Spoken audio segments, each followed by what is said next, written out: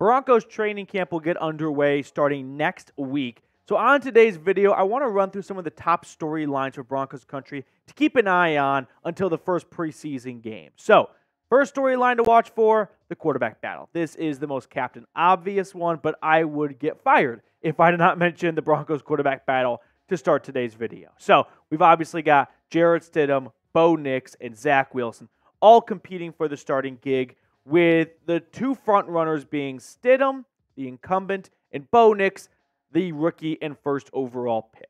Now, after the spring and all the practices we saw between OTAs and minicamp, I walked away with the belief that Jarrett Stidham was the number one looking quarterback, followed very closely by Bo Nix, and then a little bit of a gap between Zach Wilson. The gap between Stidham and Nix is much smaller than Nix and Zach Wilson, which is a little sad because Zach Wilson has the most experience of all three and was the second overall draft pick not too long ago. But spring is over.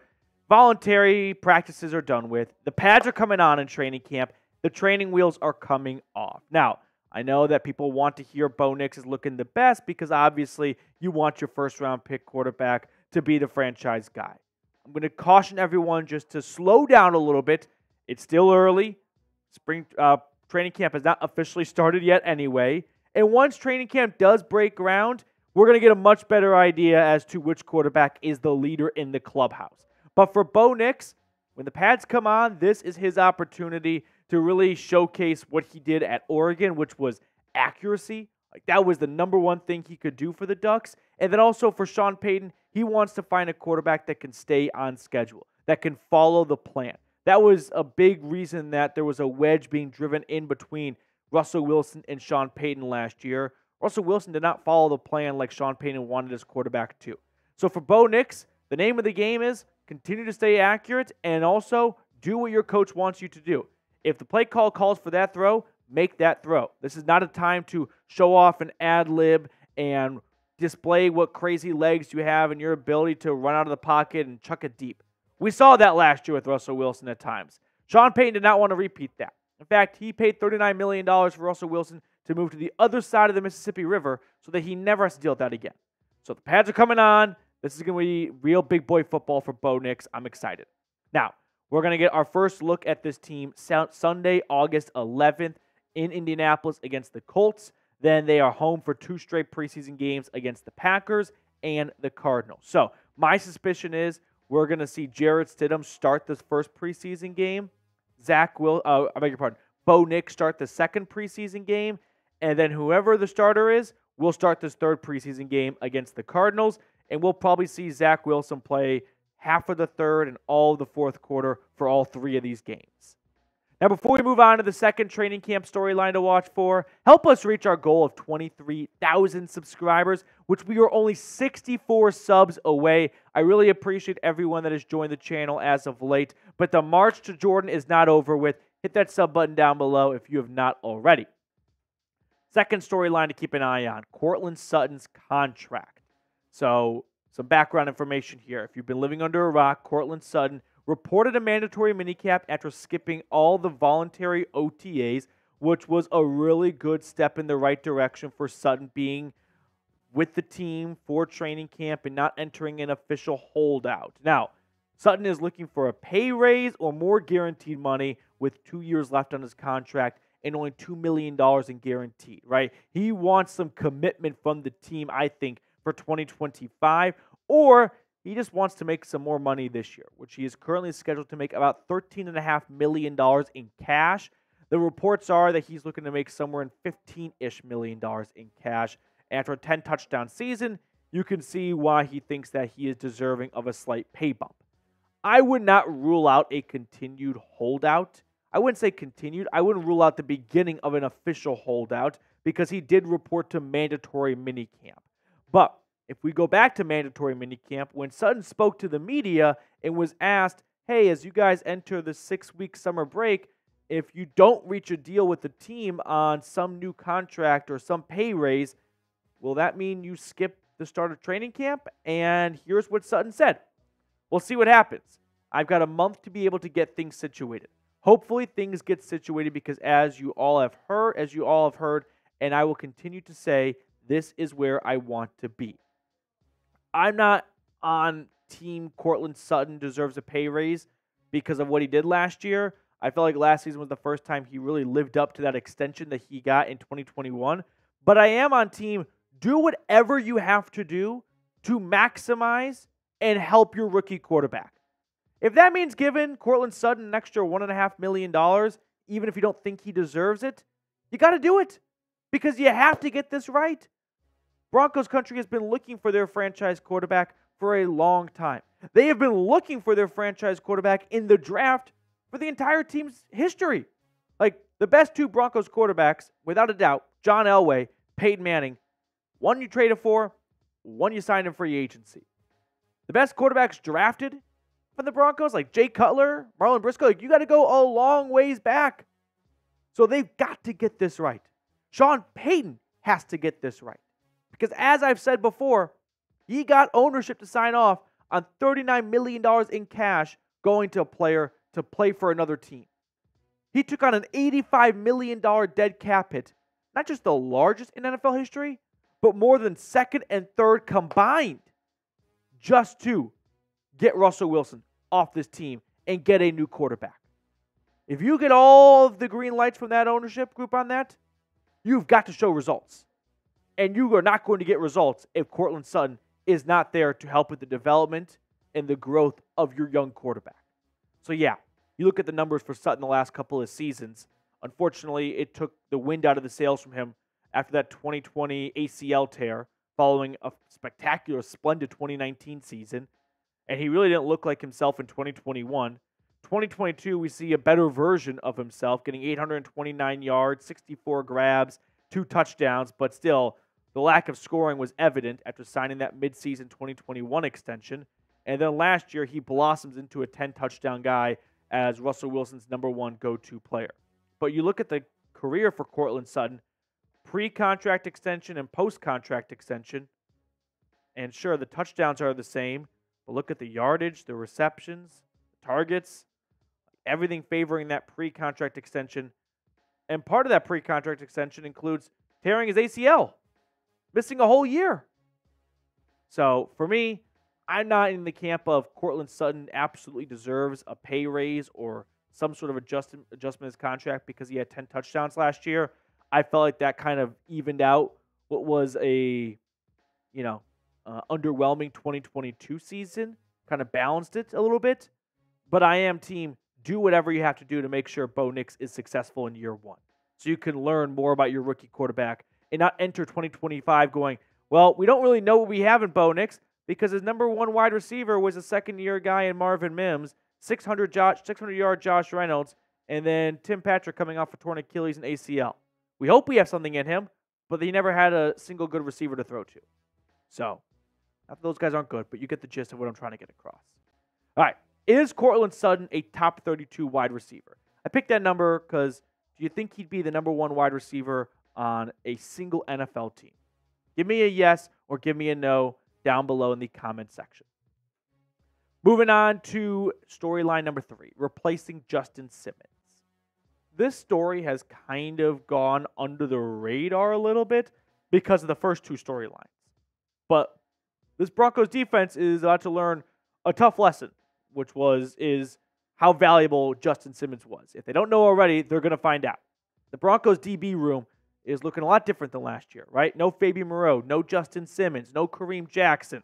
We're talking 3 starters gone, and the only returning starters are Patrick Surtain, Jaquan McMillan, who really wasn't even a starter to begin the year. It's supposed to be K'Wan Williams. Unfortunately, an ankle injury knocks him out at the start of the season, and then Jaquan just took that role and ran with it. But the #1 spot to turn to when it comes to replacing Justin Simmons is the guy who got the biggest contract in free agency for the Broncos this year, Brandon Jones from the Miami Dolphins. Last year, 2 interceptions, 4 pass breakups. Brandon Jones has always been a bit of a solid, middle-of-the-road safety, and that's perfectly fine for what you're paying him. 3 years, $20 million. This is textbook. We are retooling. We are stripping costs down, and we're going to pay both of our safeties this year less than what we were going to pay Justin Simmons alone for what we were scheduled to pay him this season. So Brandon Jones, P.J. Locke, who last year I thought did a really nice job of filling in for Kareem Jackson on and off.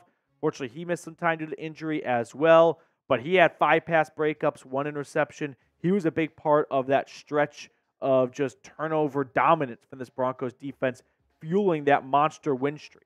Now, another key element of this secondary to watch for is the cornerback room. Can the veteran Levi Wallace fight off second-year corner Riley Moss for one of the 2 starting gigs, with obviously Patrick Surtain dominating the CB1 role? Levi Wallace, the last 2 years with the Pittsburgh Steelers, has been an on and off starter. He's been available for wherever he's been for the most part. Like before the Steelers, he was with the Bills. You could see 12 games, 17 games. Then the last 2 years, 15 games, 16 games. And he's had some good playmaking abilities too. Looking at 6 combined interceptions over the last 2 years. 6 combined interceptions from a guy who's not even a routine, everyday starter. Like, that's not too shabby right there. So I think for Levi Wallace, he'll walk in as the premeditated starting cornerback, and it'll be up to Riley Moss and some of these other corners to try and steal that job from him. So with that all being said, do you think Riley Moss will start week 1? Can the second-year, third-round pick out of Iowa grab a starting job? Unfortunately for him, he missed all of training camp last year for the most part, had a sports hernia injury. That's a real bummer. And then you multiply it by being your first training camp and some valuable reps being missed out on. Like, that's going to put you behind more than just a little bit. But hopefully he can bounce back from that and we can see a strong August out of him. 4th training camp storyline I want to keep you guys paying attention to, Javonte Williams' job security. Now, some might go as far to say his job security meaning a spot on the roster. I don't see a world where Javonte Williams gets outright cut unless he shows up to camp looking like Eddie Lacy with that, beer gut belly. But there is some real conversation surrounding Javonte Williams' job security as the number 1 running back. Because highlight reel Jaleel, a UDFA last year, man, I mean, without him, this Broncos running back room would have been disastrous a season ago. So for Javonte, the name of the game is just holding on to that starting gig. Because Jaleel McLaughlin last year, he averaged nearly 2 yards a carry more than Pookie, who averaged 3.6 yards a carry coming off a very severe knee injury. And I think we're going to see a much better version of Javonte Williams now that he is closing in on 2 years removed from that knee injury in October of 2022 down in Las Vegas. Overall, I'm not giving up on Javonte Williams. I understand that Jaleel McLaughlin looked awesome in spring practices, and honestly, that's great because I don't think you can have enough good running backs in this day and age of the NFL with the approach teams are using to get a good committee rotation in. But I'm not giving up on Javonte Williams. I just think 2 years removed from a knee injury, we saw some great stuff out of him his rookie year when he was splitting touches with Melvin Gordon. Adding a contract year, I know I'm a broken record, but mark me down as maybe not the biggest, I think Javonte Williams is going to be a top 10 running back, but I do think he's going to be this team's number 1 running back. All right, before we move on to the 5th and final storyline to keep an eye on, if you want to get some Broncos gear in your closet before training camp breaks ground, go to chatsports.com/DEN combo. I put that link already in the comments and description of today's video, but this hat and t-shirt combo are 40% off. These deals come and go from Fanatics, so don't wait long because if you wait, all of a sudden it's going to be a full price, set, and that's not as fun when you get 40% off right now. So go ahead right now, chatsports.com/DEN combo. Let's talk about the tight end competition. Now, I know this might not be the number 1 ticket seller, but for all the diehards still watching right now, I do think that while it's not as spicy or as important as the quarterback competition, it is a pretty fun competition to watch for, right?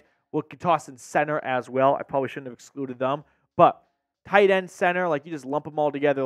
This is probably the 2nd and 3rd good competition to watch for. Adam Trautman, Greg Dulcich, Lucas Kroll, your 3 competitors for this spot here. None of them come off great productive seasons, right? Trautman with the most production of the 3, 22 grabs, 204 yards, 3 touchdowns. Lucas Kroll had some really good highlights, but we got to see it all come together now. 8 grabs, 95 yards, 1 touchdown. And for Greg Dulcich, we just got to see him on the field, period, because he missed basically the entire 2023 season after missing a good chunk of the 2022 season, his rookie year. But overall, this room just has to be better in 2024. Like, for your leading tight end, if you combine all 3 tight ends and they don't even get you 300 yards, that's a big problem. Or I guess 350 yards. The room just, it has to be better. There's no other way to put it. There's no hard-hitting analysis that has to be said here. The tight end room last year was a joke. It was. It was underwhelming. It was a disaster. It has to be better this year. Someone has to emerge as this team's #1 tight end. All right, before we get on out of here, some summer hot takes as always. With the high in Denver today being 94 degrees, we get a fajitas plate hot take. So one other thing I just want to share, you guys see Terrell Davis got taken off a plane by FBI agents after flying from Denver to Orange County on a United flight after some misunderstanding with the stewardess. And then the stewardess was put on leave while they investigated. What an absolute shit show by United Airlines. But my fajitas plate hot take, with the home run derby being today, I just want to borrow 30 seconds of your time to give my own personal TED Talk on the home run derby needs to be simplified. No one knows what they're watching. The broadcast doesn't even know what they're watching. I don't know if they need to scrap the time element to it, just do a certain amount of balls thrown, but no one really understands what they're watching. I hate the bonus time. No. It's a complete garbage product from a TV standpoint. Like the camera being on the batter, and then he swings and the ball gets launched, and then they quickly turn and you try and track the ball. There should just be a bird's eye view that shows the entire field in one shot, and you just watch the ball from the moment it is hit to whether or not it gets past the wall or in center field or left field or right field. This home run derby has always been a pet peeve of mine because it's got the potential to be awesome, and it feels like it's so botched and just the most MLB thing ever. All right, that will do it for us on today's show. Thank you guys for tuning in. If you have not subscribed, make sure you go ahead and do so, and we will catch up with you all later.